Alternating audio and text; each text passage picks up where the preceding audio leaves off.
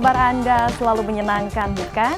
Berjumpa lagi tentunya bersama saya Nabila Karisti dalam program Warta UKM yang akan menyajikan informasi seputar kegiatan usaha kecil menengah. Dan pemirsa, Warta UKM kali ini saya akan mengajak Anda ke pusat perbelanjaan di kawasan Jakarta untuk mempersiapkan Hari Idul Adha 1437 Hijriah. Inilah Warta UKM selengkapnya untuk Anda.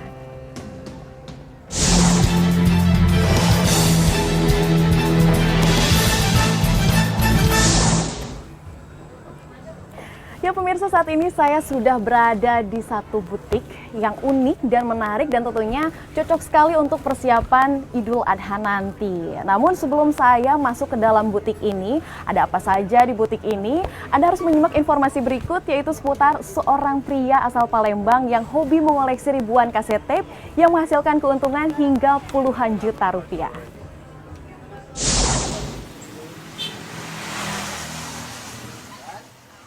Mungkin sebagian besar orang menilai kaset tape atau pita sudah dianggap kuno.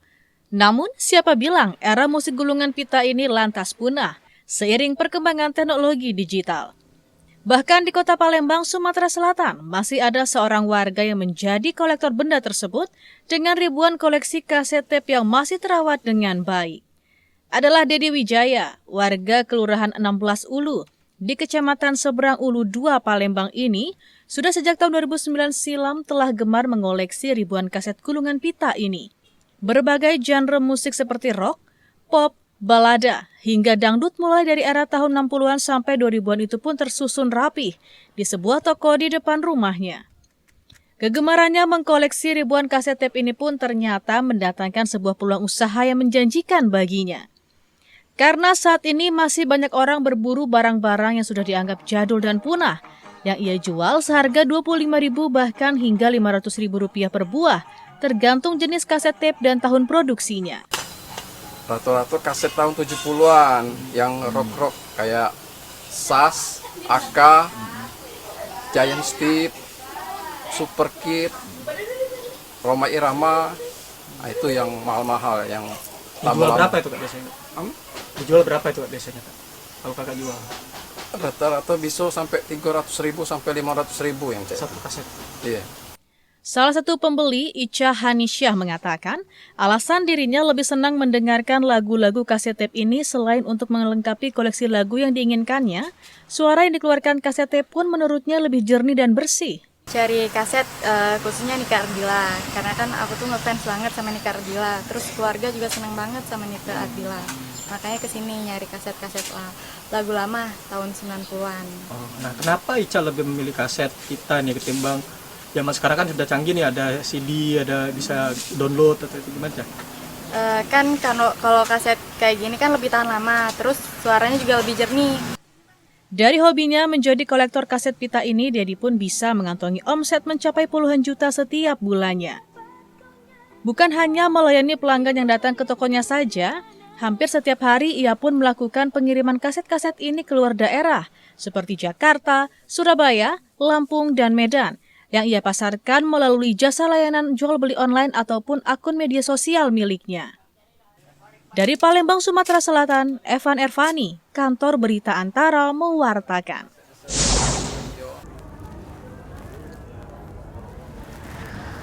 Aduh pemirsa, saya makin penasaran nih untuk hunting beberapa pakaian yang ada di sini. Tapi untuk itu pemirsa jangan kemana-mana, saksikan dulu informasi berikut seputar salon hewan dan juga sertifikasi jeruk Barito Koala. Ini dia informasinya.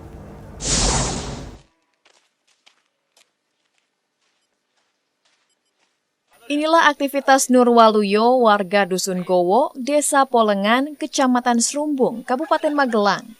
Setiap harinya, ia berkeliling kampung untuk menjajakan jasanya sebagai tukang salon khusus hewan ternak. Layaknya salon kecantikan manusia, salon keliling untuk ternak sapi ini juga melayani membersihkan semua bagian tubuh sapi, seperti manicure, pedicure untuk menyempurnakan tanduk dan kuku sapi.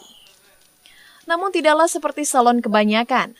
Alat perlengkapan salon yang dibawa Nurwaluyo hanya pisau pahat, sikat keras, sabun deterjen, dan ember. Menjelang Hari Raya Idul Kurban seperti saat ini, Salonnya laris dan permintaan datang dari para pedagang maupun peternak sapi. Dengan usahanya yang sudah digelutinya sejak puluhan tahun lalu, Nurwaluyo meraup keuntungan besar karena biaya jasa salon ini Rp80.000 per ekornya. Menurut beberapa peternak sapi, dengan melakukan perawatan terhadap hewan ternaknya, selain penampilan sapi akan lebih bersih dan menarik, juga dapat mendongkrak harga jual sapi, yakni sekitar Rp500.000 per ekor. Mau disembelih untuk kurban Hari Raya Idul Adha.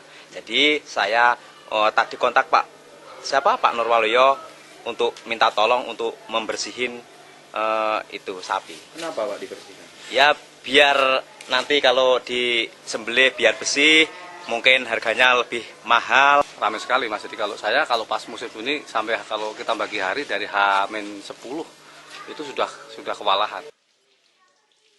Selain pemberian pakan yang benar, perawatan dan pembersihan pada hewan ternak juga membuat sapi lebih sehat dan menambah bobot sapi. Selain itu, juga terbebas dari bakteri.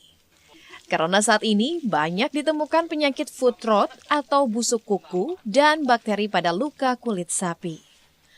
Dari Magelang, Jawa Tengah, Firman Eko Handi, Kantor Berita Antara mewartakan.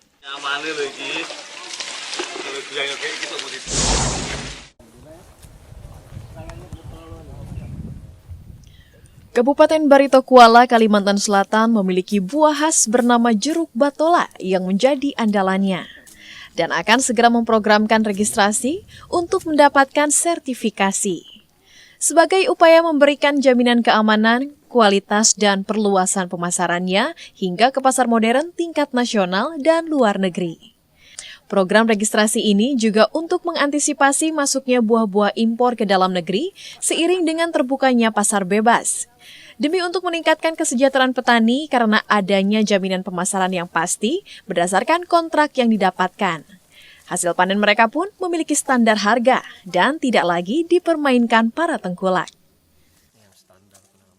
Secara kasat mata sudah kita bisa lihat bahwa pengembangan jeruk di wilayah ini bisa meningkatkan kesejahteraan mereka.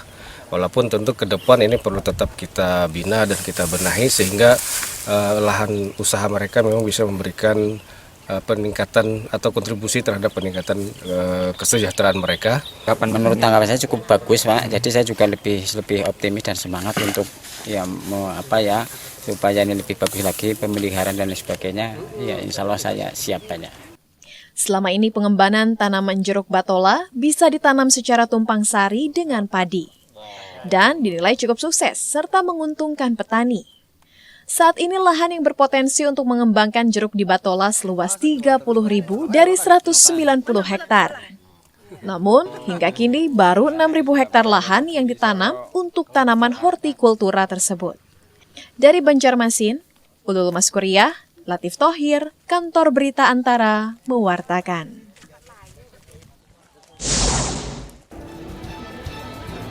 Nah, pemirsa, bagaimana? Informasi tadi menarik, bukan? Namun usai jeda yang berikut ini, jangan kemana-mana karena saya akan mengajak Anda untuk berbincang langsung dengan sang pemilik butik dan juga ada informasi menarik lainnya. Tetaplah di Warta UKM.